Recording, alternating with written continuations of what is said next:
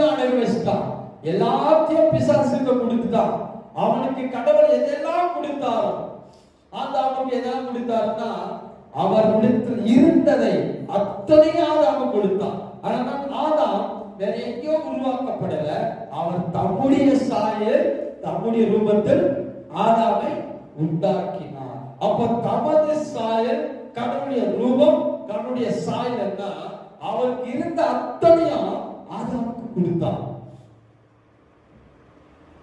தேவன் வேற ஆதாம் வேற கிடையாது. அவன் விழுவதற்கு முன்னாடி தேவனை போலவே அவன் இருந்தான், தேவன் போலதான். ஆடாம் வேற, காட் வேற இல்ல. காட் ஆடாமும் சரி. இவருக்கு என்ன வல்லமை இருந்ததோ அதே வல்லமை அவனுக்குள்ள இருந்தது.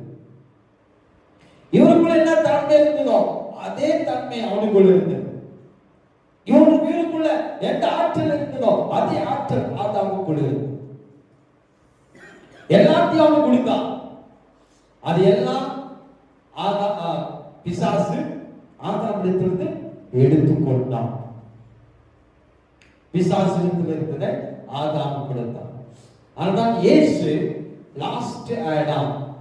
ஏன்னா அந்த ஆதாம் இழந்ததை இந்த லாஸ்ட் ஆடாம் கல்வாரி சிலுவையில எல்லாத்தையும் மீட்டு கொடுத்தான்.